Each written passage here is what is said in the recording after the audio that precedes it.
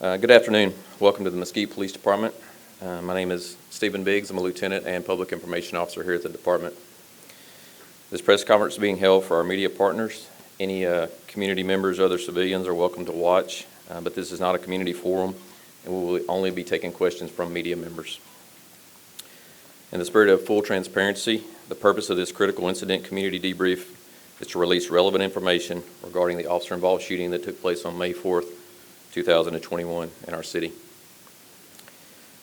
The video presentation debrief that you will see in reference to this event will last about 13 minutes. During this presentation, you will hear the 911 hang-up call related to this event, as well as the radio traffic regarding this call.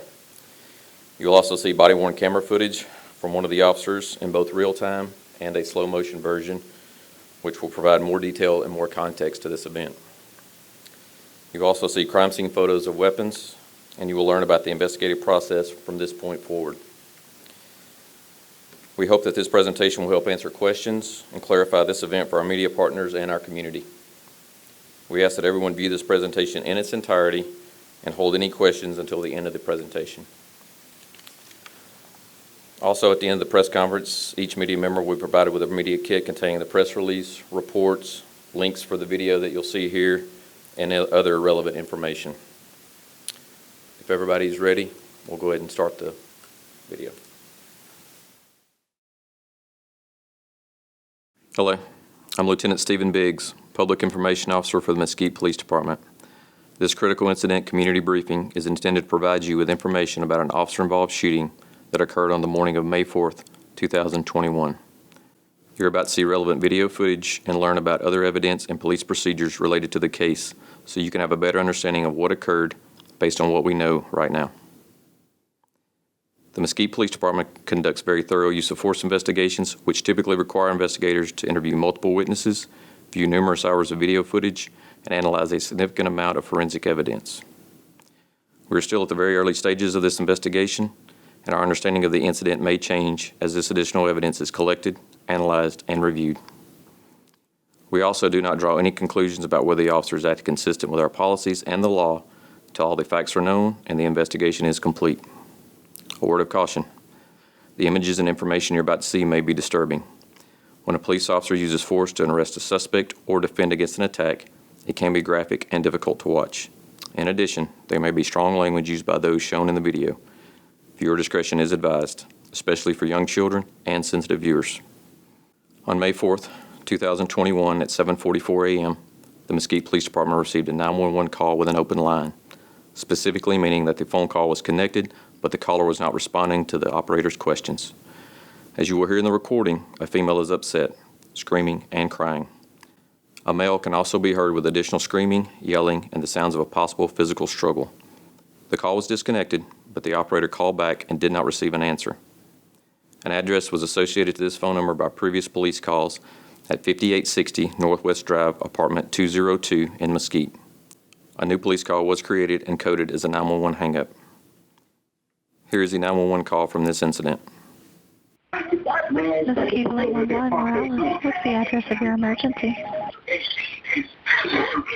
You fell in the bed now. The payment man. 911, what's the address of your emergency? Now listen to the dumbass response you gave me. I was going to take it out of you. Listen to the response you gave me. No. Listen to the response you gave me. Listen. 911, what's the address of your emergency?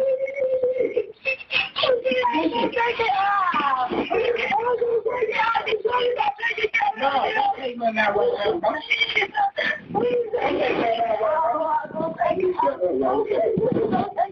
Hello, 911, what's the address of your emergency? You had it, right? All I'm saying is take it.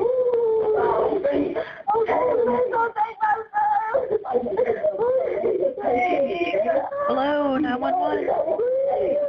Please don't take my son. Why don't you take it? All this shit been paid at me. 911, what's the address of your emergency? I've been trying to pay my bills and stuff. I'm gonna pay him.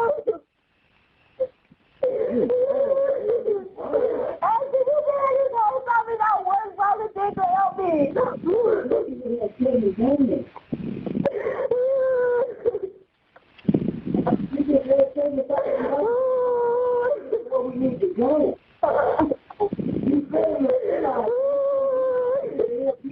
Okay, let me go get it.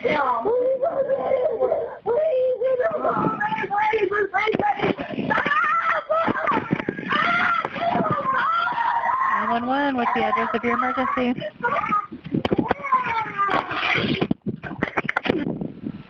At approximately 7:50 hours, officers were dispatched to the location. Here is that radio traffic. 261 and 244 start toward a 911 hang-up call. Audubon Park Apartments, 5860 Northwest, Apartment 202. Started out as an open line. The call taker could hear a female screaming and crying and saying, "Please don't hit me." There was a male in the background that was yelling at her. Prior from the last disturbance shows suspect as an Ashton Pink. He's a black male born in 93. He has Region 99 Garland and DPD and shows to be a gang member. 222, we've tried calling back a few times. There's no answer. We've left him a message.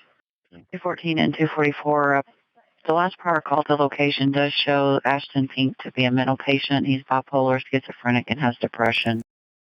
At approximately 7:59 hours, the first officer arrives on scene and knocks on the door of the apartment. We see at this point the suspect answer the door. That suspect was later identified as 27-year-old Ashton Pink. Officer 1 advised Mr. Pink that she was there to inquire about a disturbance. As you will see in the video, Mr. Pink was calm but not cooperative. The door was quickly closed by Mr. Pink when Officer 1 received confirmation that a female victim was inside the apartment and in distress. The female victim later told investigators that she was behind Mr. Pink when he answered the door, and she was signaling to Officer 1 for help. Officer 1 continued to knock on the front door and called out to Mr. Pink. Eventually, the door opened and the female victim exited with a young child. The female victim stated to Officer 1 that Mr. Pink physically assaulted her and he was in possession of a knife. She advised that Mr. Pink was trying to leave the apartment. Officer 2 arrived at 8:01 hours, about the same time as Mr. Pink climbed out of a second-floor window and then dropped to the ground. Mr. Pink was holding a long club and knife, as previously mentioned by the female victim. Officer 1 and Officer 2 placed themselves between Mr. Pink and the female victim and her child. The officers attempted to verbally engage Mr. Pink, and Officer 2 can be seen taking steps backward to provide space.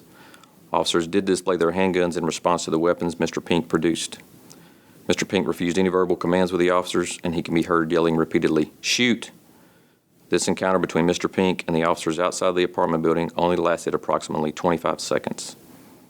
Mr. Pink made no effort to flee or drop his weapons. Instead, he ran directly toward the officers with the club and knife raised in his hands. The officers made the decision to fire their duty weapons, striking Mr. Pink, who fell to the ground. The club fell from his hands first, and the knife fell out of his hands while he was on the ground. Body-worn video cameras are issued by the Mesquite Police Department. They are worn at chest or belt level and capture a general perspective within line of sight from that angle. The angle of the camera prohibits viewers from seeing everything the officers saw and experienced. Upon activation, both audio and video are recorded. Here's the body-worn camera video from Officer 1.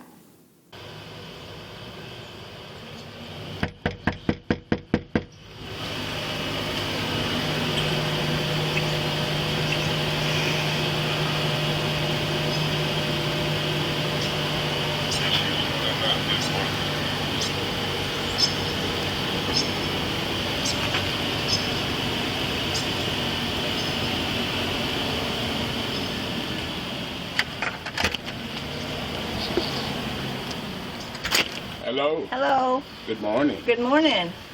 How are you doing? Pretty good. We got a call of a disturbance. No disturbance here. Okay. Can I talk to you, ma'am? There's no disturbance here. Yeah, there is a disturbance here.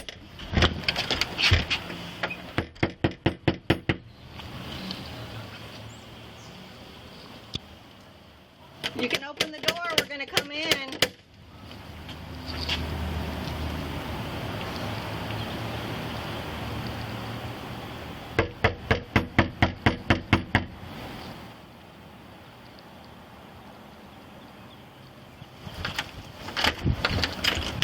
He's running.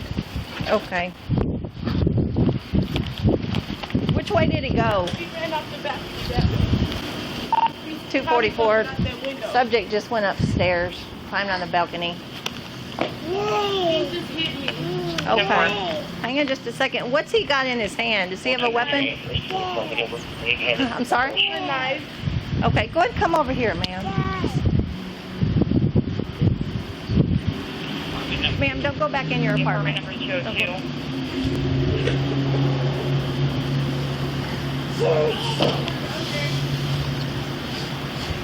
Come on down here and talk to me.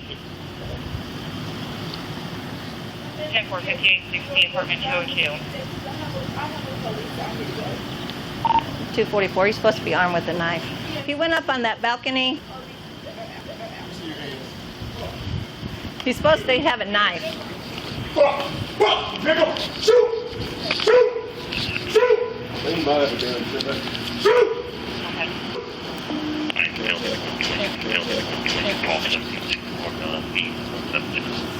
Don't do it. Don't do it. Don't do it. I don't know. Don't do it. She said he had a knife. Put your hands up. 244 shots fired. Stay on the ground. Stay on the ground. Now that we have seen the raw version of the body-worn camera video, let us look at it again as we discuss and highlight some key details from this event. He's running. Okay. Which way did he go? He ran off the back of that. 244. Out that window. Subject just went upstairs, climbed on the balcony. He just hit me. Okay. Hang on just a second. What's he got in his hand? Does he have a weapon? I'm sorry? A knife. Okay, go ahead and come over here, ma'am. Ma'am, don't go back in your apartment. Number 202.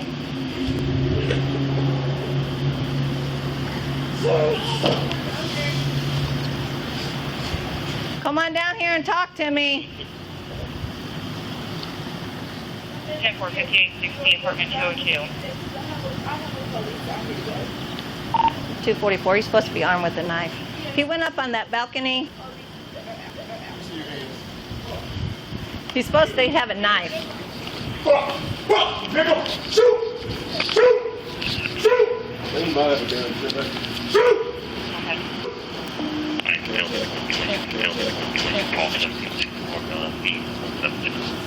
Don't do it. Don't do it.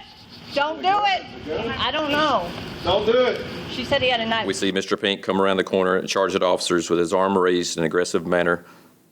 In his hand is both a knife and the club. As Mr. Pink is struck, we see the club fall to the ground. We can also briefly see the knife in his right hand. Mr. Pink falls to the ground and is continually given verbal commands by the officers. As Mr. Pink rolls over, we see the knife fall from his right hand onto the ground. Mesquite police officers attempted CPR and other life-saving measures. A Mesquite Fire Department ambulance was dispatched at 8:03 hours. The ambulance arrived at 8:07 hours and left the scene with Mr. Pink for Baylor Hospital in Dallas at 8:16 hours, where he was later pronounced deceased. This tragic incident, from the time that Mr. Pink was contacted at the front door until the time the two Mesquite police officers had to use deadly force to stop Mr. Pink's assault with two deadly weapons, took approximately 2 minutes and 1 second. The female victim had visible injuries and was evaluated by paramedics with the Mesquite Fire Department. She declined to be transported to a hospital for further treatment. The female victim told investigators that she called 911 because Mr. Pink physically assaulted her because he was upset about a financial situation. Physical evidence supported the victim's allegations of assault. Mr. Pink reportedly punched her in the face multiple times, applied pressure to her neck, restricting her breathing, and threatened her with a knife.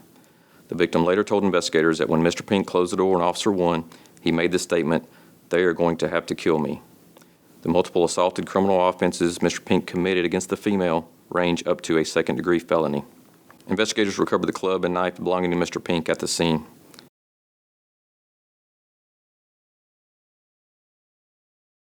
Investigators learned the club had been modified to have sockets and batteries taped to both ends.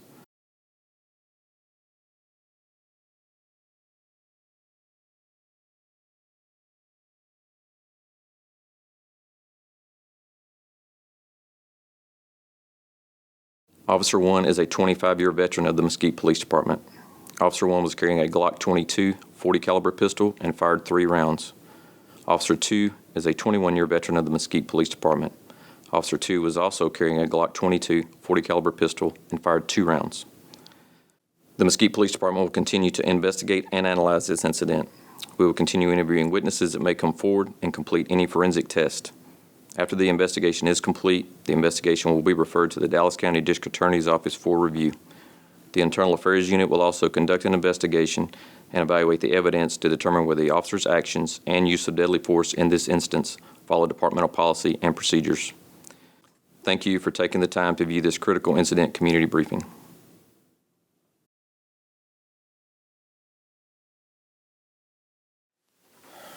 All right, guys. At this point, we'll take a few questions. Before we start, let me explain the process. Again, we're only taking questions from credential media members. And Sergeant Bradford has the microphone, so if you will raise your hand, he will bring you the mic, and then we'll go from there. If you would state your name and what outlet you're with, please. I'm Katie with Fox 4, and I know there were multiple calls since November for disturbance calls regarding the team. Had either of those officers previously responded to the disturbance calls, the same officers at the investigation? So, no, ma'am. Neither one of those officers had ever been to the location to deal with Mr. Pink. Or I should say, had dealt with Mr. Pink. Did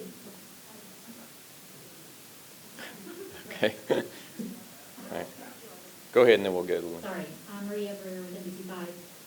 Did either of the officers have a taser on them?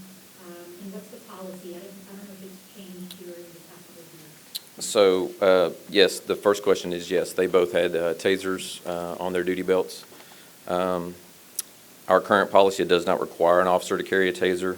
As with any, and going from there, it was with any officer-involved shooting or any use of force investigation. There's, something like this. There's a criminal investigation.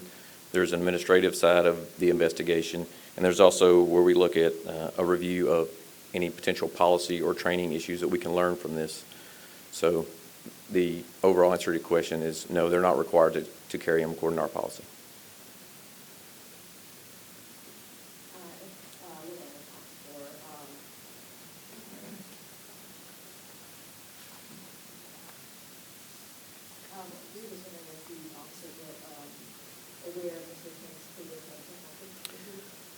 From my understanding, the information they got was from what y'all heard on the radio traffic. So, and I'll go ahead and address that by saying that, the officers got that initial information. However, they're going to a disturbance call. They're going to a 911 hang-up call. This was not a mental health call, although they did have that information. Dispatch did advise the officers in the notes of Mr. Pink having bipolar or potentially mental issues. Officers still have to deal with the call as a response to a 911 hang-up or a potential disturbance. Nothing changes in that regard. And in this situation, you saw that in the video, this escalated in a matter of roughly 2 minutes from the time the officer got there to the time the deadly force event took place. So the time and the ability to reason or diagnose Mr. Pink was severely limited because of his actions that escalated things. The federal regulators at the FAA, why did y'all only release one body camera footage? Where's the second body camera footage? And how did you know that he had schizophrenia? Had y'all gone to that home before and had any kind of mental health issues in the past? Okay. So the first question, in full transparency, the Officer 2 on the video, so we saw Officer 1's body cam. Officer 2's body cam was not functioning. So right now that is part of our investigation. We don't know if that was a malfunction. We don't know if there's an issue with the camera itself or if it was simply he forgot to turn it on. So that is part of the investigation. Fortunately, Officer 1 body cam was working and it captured everything, and Officer 2 never left the screen in her camera. And my follow-up question was, how did you know that he had a history of mental illness? So that information was in the call notes. I'll be completely honest, I don't know how that information got fed into the call notes, but obviously it was in the call notes for the dispatchers to put out.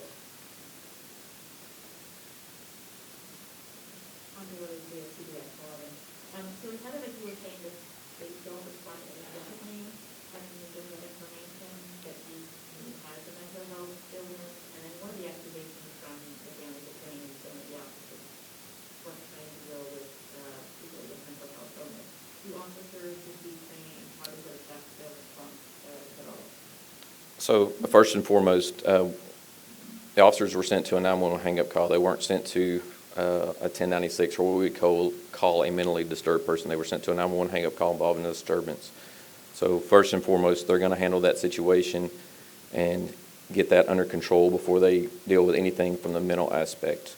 In regards to mental health training, yes, both officers had attended or had received CIT or crisis intervention training. In addition, both officers had had additional training in the form of de-escalation and or hostage negotiator training. Okay. Hi, Meredith Young with NBC5. I just wondered what was it like today of showing that video to the family? I would have to defer to another colleague because I did not show that video. This is Emilio from Telemundo. I'm sure you guys have seen this over and over before you put this together. Have you guys asked yourself or talked about what could have been done differently after watching it over and over? I think with any with any officer-involved shooting or any tragic event, yeah, I think you're always gonna look at things and it's very easy in the with you know, foresight and so forth, and the ability to sit back and have time on your side to look at things. Obviously, you know, we can't judge these officers in the span of 2 minutes and ultimately in the span of 25 seconds what they had to do. But in regards to your question, yeah, absolutely. I think any good organization, whether it's a police department or a business, you look at each and every situation you're put in and you evaluate and see what you could do better. You know, I talked about earlier about, you know, there's a criminal side, an administrative side, and a, you know, looking at policy and training. And then that's something we'll look at going forward. So right now I can't tell you definitively anything, but yes, that is something we'll definitely evaluate. Lieutenant, you know, a lot of people are probably going to get this video and then they're going to compare it to other videos around the country where other suspects also charge that officer with something that could be a deadly weapon, yet those people are not shot. And these videos, these comparisons are going to be made saying, why was this man shot? Why wasn't it de-escalated, especially since you said both officers have received this training. What do you say to people who are going to be doing this? So in regards to that, you know, and I'll go ahead and address, somebody brought up the taser issue. You know, the taser is a useful tool for law enforcement in a lot of situations. In this incident, it was not. The taser is a less lethal device. The suspect was wielding 2 deadly weapons, and we're not countering 2 deadly weapons with a less lethal device. You know, given the short duration of time that occurred, you know, we talked about 2 minutes and 1 second, and ultimately about 25 seconds for the actual engagement there. The taser is just not a suitable option in that situation. You know, again, kind of to pair both of y'all together, you know, with time on our side, the benefit of forethought, you know, we can look at every possible scenario of what could have been done with, you know, additional manpower or shields or all these other things. But at the end of the day, we had a female victim, a child directly behind those officers. You probably saw from the other video that's been released. So Officer 2 did take a couple steps back to attempt to gain some distance, but you're still talking at a distance of about 10 feet without having to continue to push the mother and the child back. So hope that answers that. All right. I want to thank everybody for coming. If you will, before you leave, Sergeant Bradford and Officer Lopez has media packs they would love to give you. So thank you, guys.